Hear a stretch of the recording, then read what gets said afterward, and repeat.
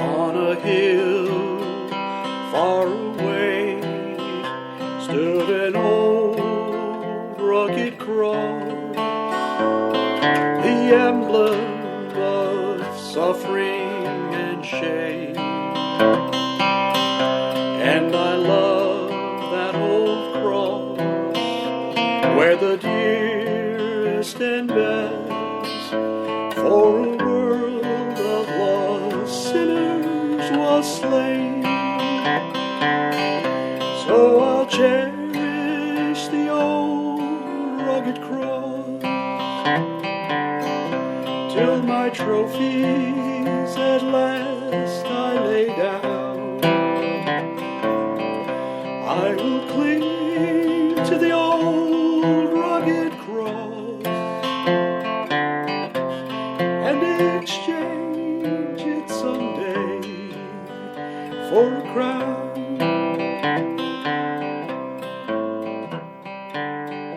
Oh, that old rugged cross.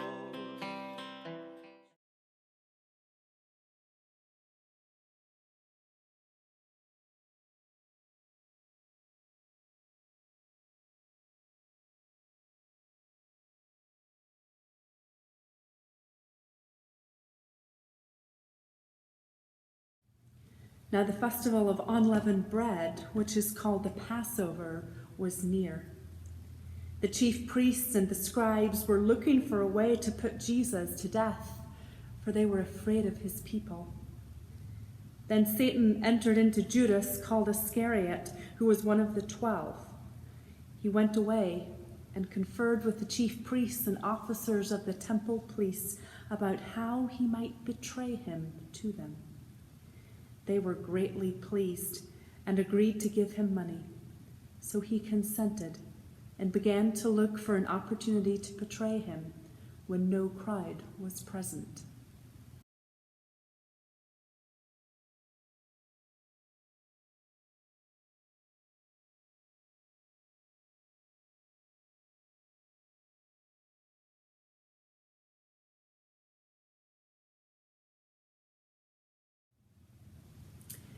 Then Jesus went with them to a place called Gethsemane, and he said to his disciples, "Sit here while I go over there and pray."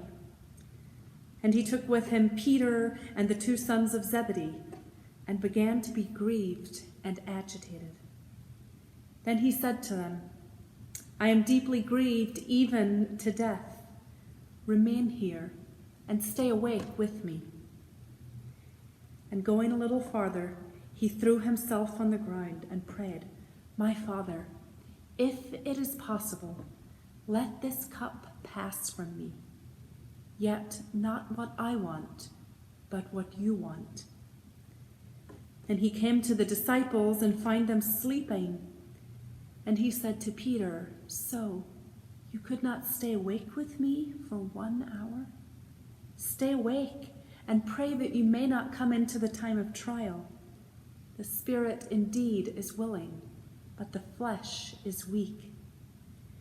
Again, he went away for a second time and prayed, "My Father, if this cannot pass unless I drink it, let your will be done." Again, he came and found them sleeping, for their eyes were heavy. So leaving them, he went away and prayed for the 3rd time, saying the same words.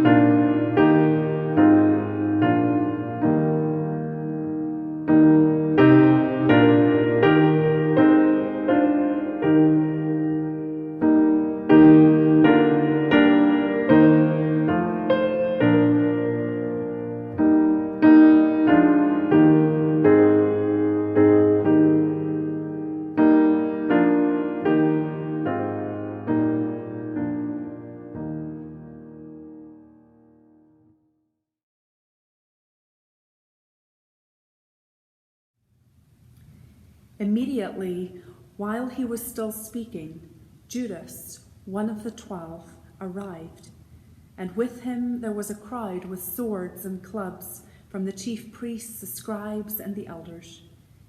Now the betrayer had given them a sign, saying, "The one I will kiss is the man. Arrest him and lead him away under guard."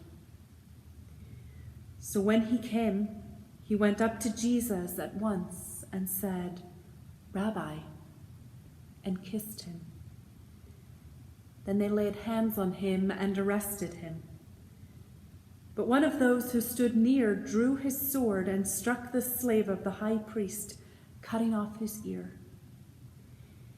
Then Jesus said to them, "Have you come to me with swords and clubs to arrest me as though I were a bandit? Day after day I was with you in the temple teaching, and you did not arrest me. But let the scriptures be fulfilled."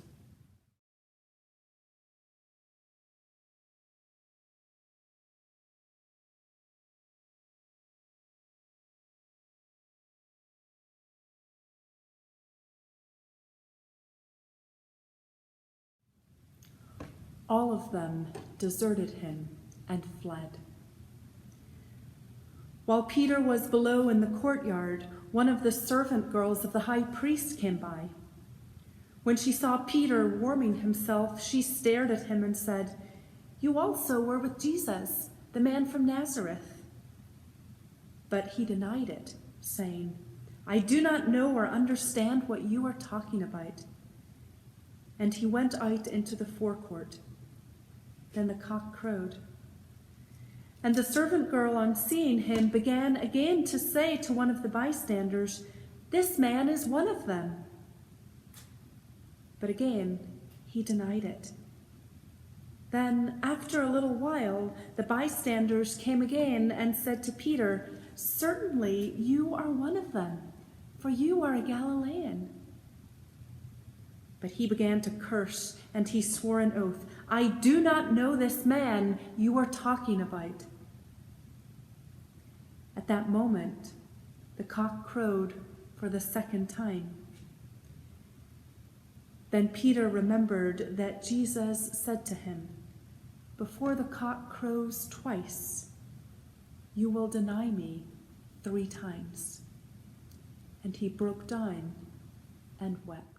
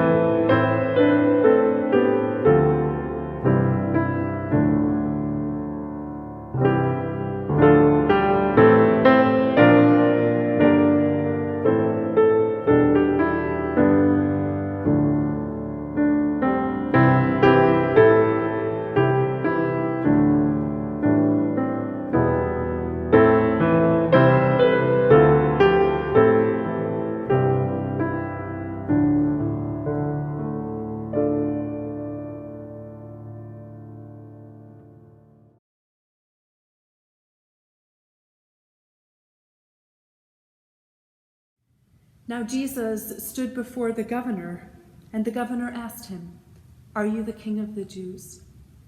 Jesus said, "You say so." But when he was accused by the chief priests and elders, he did not answer. Then Pilate said to him, "Do you not hear how many accusations they make against you?" But he gave them no answer, not even to a single charge, so that the governor was greatly amazed. Now at the festival, the governor was accustomed to release a prisoner for the crowd, anyone whom they wanted. At that time, they had a notorious prisoner called Jesus Barabbas. So after they had gathered, Pilate said to them, "Whom do you want me to release for you? Jesus Barabbas, or Jesus who was called the Messiah?" For he realized that it was out of jealousy that they had handed him over. The governor again said to them, "Which of the two do you want me to release to you?" And they said, "Barabbas." Pilate said to them, "Then what should I do with Jesus, who is called the Messiah?" All of them said, "Let him be crucified." Then he asked, "Why? What evil has he done?" But they shouted all the more, "Let him be crucified." So when Pilate saw that he could do nothing, but rather that a riot was beginning, he took some water and washed his hands before the crowd, saying, "I am innocent of this man's blood. See to it yourselves." Then the people as a whole answered, "His blood be on us and on our children." So he released Barabbas for them, and after flogging Jesus, he handed him over to be crucified.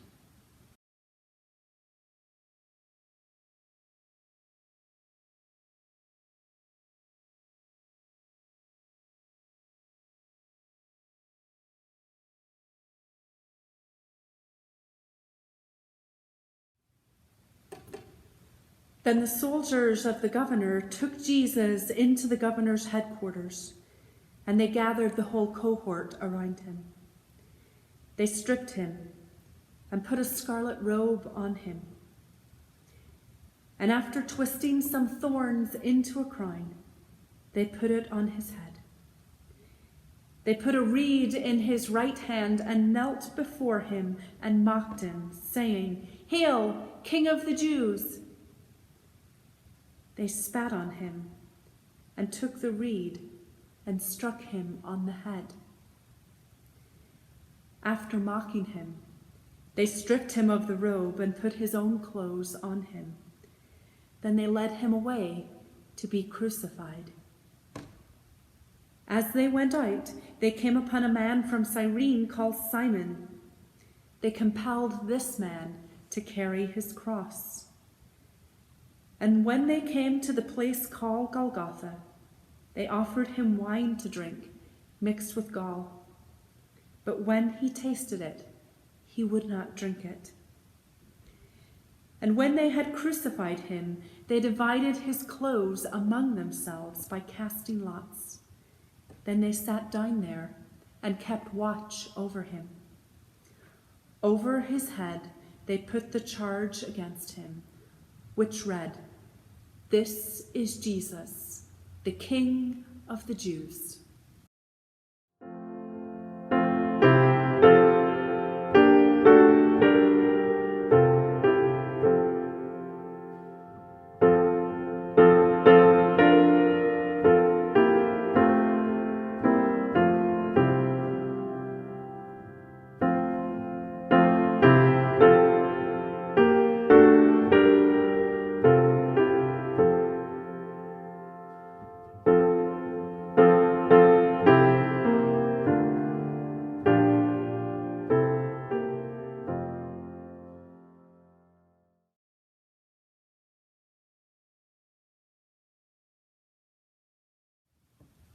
From noon on, darkness came over the whole land until 3 p.m.